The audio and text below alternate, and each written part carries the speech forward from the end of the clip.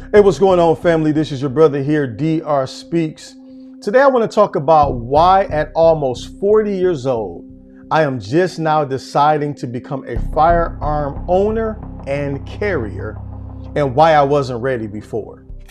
So just to give a little bit of background about who I am myself, whenever you see this video, I may already be 40, but at the time of this recording, I'm just a few weeks away from being 40 years old. And I'm going to say this: becoming a firearm owner, becoming an everyday carrier was not a decision that was made without a lot of thought, much deliberation, discussion with family, friends, and of course, prayer.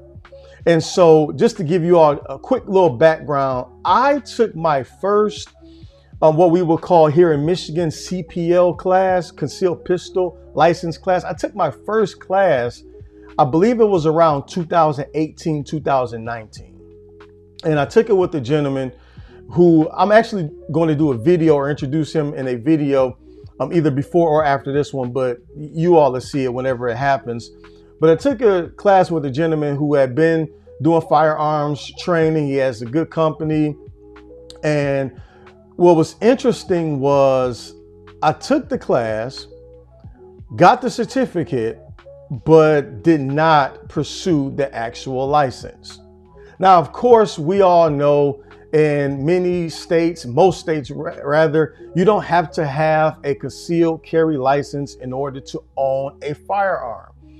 However, in most states, you do need that license in order to legally or lawfully, if you will, carry. And my 2A people, don't come at me. I'm just giving you all the facts. I get right to bear arms. I get open carry. I get all of that. But that's not the point of this video. But in most states, it is required to have a license in order to conceal carry, unless you have constitutional carry, which here in Michigan, we do not have. So you need a license. At any rate, took the class, and at the time, had a conversation with my wife about it, and she was just like flat out, nope.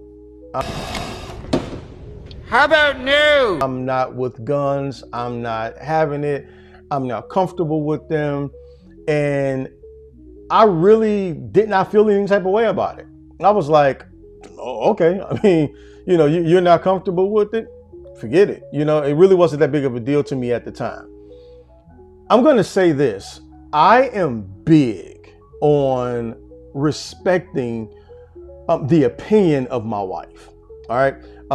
I don't believe, my wife and I, we don't believe in like being each other's boss, that sort of thing. Of course, we follow biblical order. God is the head of the husband. The husband is the head of the wife. We follow all of that. But I am very endearing to my wife. I like to take her counsel. I like to listen to her thought processes and understanding of things, even if I don't always agree. And so at the time, she wasn't comfortable with it. Therefore, I didn't make it a big deal, didn't pursue it. At the end of 2020, we moved. We bought our first home, and I decided to take a refresher with that same gentleman, although I didn't need to. I said, hey, I wanted to take a refresher with you. I think I'm ready now. I want to go ahead. I got a new house. I want to make sure everything is good at home and we are protected. And so let me go ahead and get a firearm. Conversation comes back up again. My wife is still a little hesitant, resistant to the idea. But this time I decided to push a little bit more. And I'm like really, what's the issue?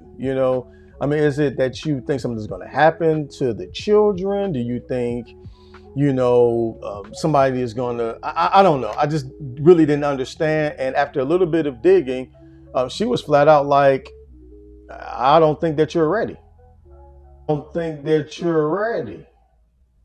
That was that was a surprise. When she first told me that, I don't think that you're ready. And I kind of felt some type of way. I was a little offended, taken aback a little bit. Like, what are you trying to say? Like, do you think I'm some type of crazy man? Do you think I'm gonna take this gun and go on a spree somewhere? Or like what do you really think about me? But after that conversation, I did a lot of reflection and I did a lot of thinking. And I asked myself, what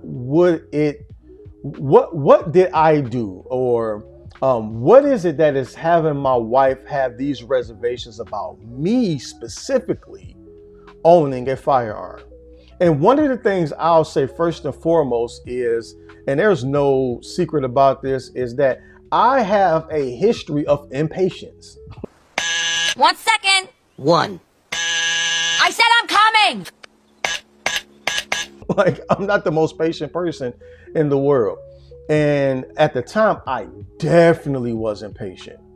Furthermore, I was a lot more reactive and reactionary in my decision making, if you will.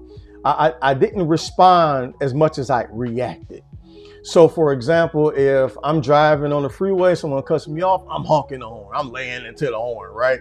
If somebody, does something to me that I don't like, I'm in their face like, hey, yo, I didn't appreciate that sort of thing.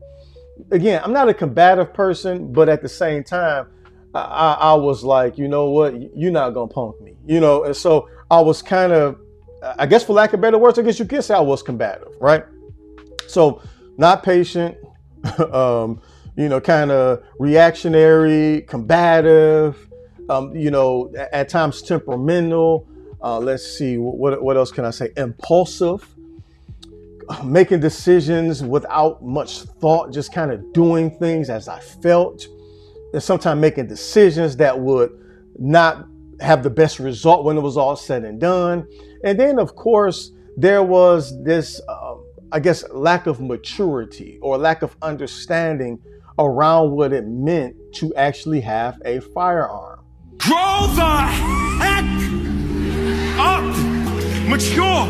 You've been doing this for 20 years and you still wrestling with the same stuff? You've been walking with Jesus for 10 years and you still got the same nasty attitude? And so as I began to really, really think about those things, I put it out of my mind. I said, you know what? I'm not gonna pick up a gun. My wife is not comfortable and she's probably right. I'm probably not ready. I'm probably not mature enough. And so that takes me to this point in this video. Having a firearm, carrying a firearm, being an everyday carrier is a major responsibility. It is a huge, huge responsibility. Yes, it is a right, but it is also a responsibility. It's a privilege as well as, in some regards, I even count it as an honor. Because when you think about what a firearm has the ability to become, it is important that that thing is placed in the correct hands. All right. So in the hands of a military soldier, for example, that is a tool of freedom. However, in the hands of a criminal, it is a tool for crime. All right. And so the same weapon, if you will, but in different hands has different outcomes and different results. And I came to realize that, especially looking back on it now, had I got a gun in 2020, I may not be here today making this video. And it's not to say that I would be dead, but at the same time, hey, who knows? It's not to say that I would be in jail, but hey, who knows, right? I just think it was a higher likelihood of those things happening than they are to occur now. And so from 2020 to 2025, I did a lot of individual work. I did a lot of self-reflection. I did counseling. I did therapy. I went back to school, obtained my master's degree. I just became a lot more responsible. My children began to grow and they were getting older and I'm watching them mature. And I have boys who are looking at my example, sons who are looking at my example. And so then I'm having to ask myself, what type of example do I want to be for these young men?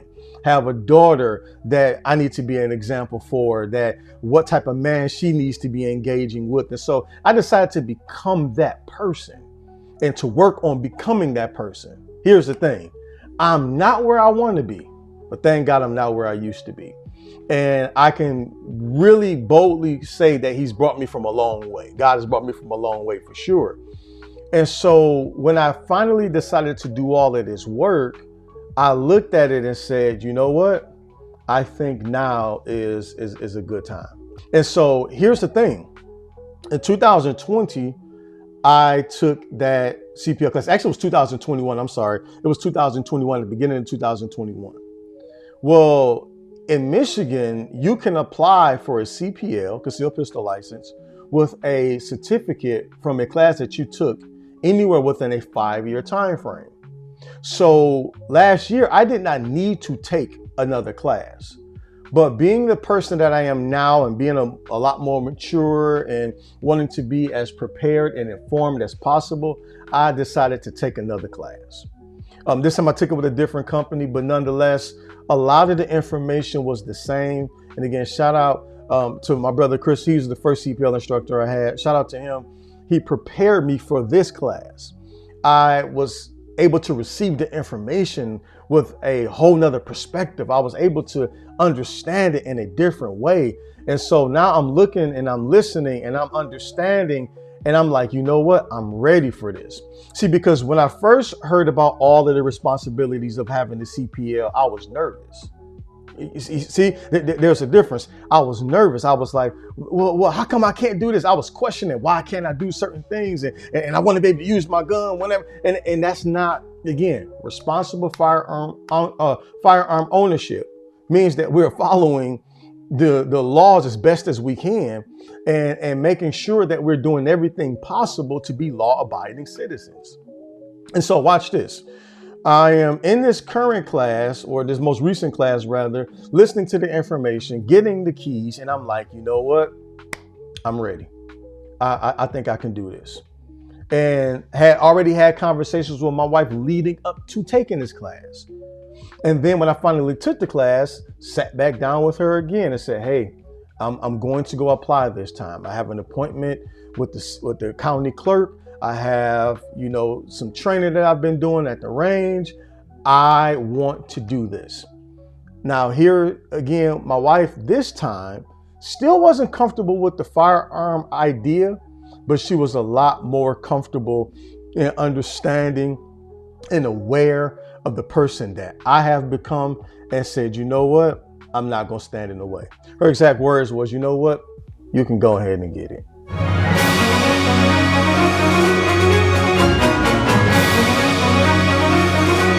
Again, I still don't like guns, she said. She doesn't want a gun herself. She don't want her own CPL. She don't want to hold my gun. She don't want to barely even go to the range with me. But nonetheless, she has supported this new endeavor. Let's go, boy! And so I decided to finally go ahead and get that concealed carry permit. I am now licensed! And been carrying ever since. And I've done everything that I can to engage and enthrall myself in this particular space so that I know, one, what it means to be responsible, two, how to maintain, how to carry, how firearms perform, my rights and responsibilities, and then all of the different options and avenues that are available out there. And so that's why I finally eventually decided to do this channel. I had a YouTube channel, and I want to say I first posted a video on YouTube probably back in 2013-ish, somewhere in there. I really can't remember, but I've had YouTube for a long time.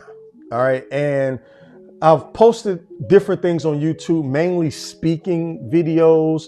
YouTube used to serve as my speaker library, my resume, if you will. And so if a company wanted to book me, or if I was interested in trying to obtain a speaking engagement somewhere, I can send them to my YouTube page and they can see a Rolodex of my speaking engagements.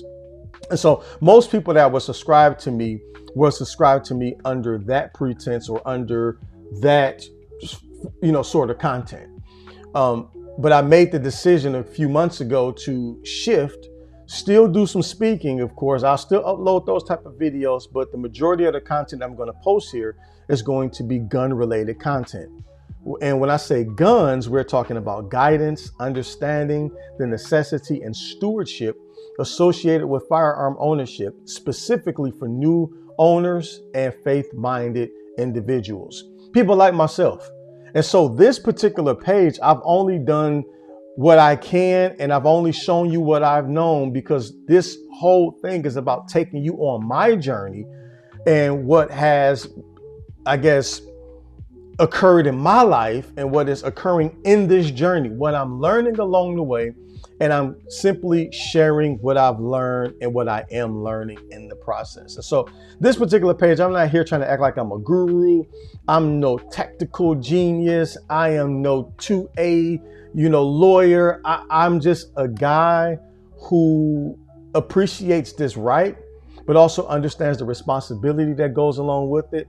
And I just want to be able to share as much as I can as I learn and as I grow along the way. And so this is my plea. This is my encouragement. This is my advice, if you will.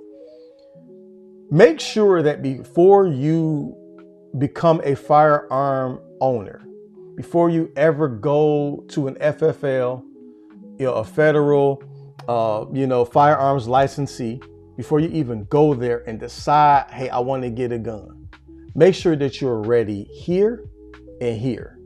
All right, make sure your spirit is right. Make sure your heart is right. Make sure your mind is right. And make sure that this also fits into, and I know some people may disagree with this, but it fits into God's plan and God's will for your life. Because there are some people God will not will or want, rather, to actually have a firearm. And I know people who are like that. But then there are some where, God is like, hey, you're permitted to do so. And here's the thing. Let's say that's not the case. Leave theology out of it. Everything that is lawful is not beneficial. All right. Just because it's lawful for you to have a gun doesn't mean that it would be beneficial for you to actually have one. You want to make sure that you are ready. You want to make sure that you can maintain a responsibility. You want to make sure that you could do everything in your power to make sure that this is a tool that you can use for good and not for evil, and that it ultimately doesn't cost you more than it helps you. And so that's my encouragement. Hopefully you all got something out of this. You all let me know your thoughts. Has anyone ever experienced or had a similar journey, a similar thought process to me? Let me know, comment down below. And if you got something out of this, do me a favor, like this video, share it with somebody. And then also subscribe to this channel as we are continuing to pump out content over here related to responsible gun ownership. All right. Until we meet again, my prayer is that you all be blessed. D.R.speaks. I'm out.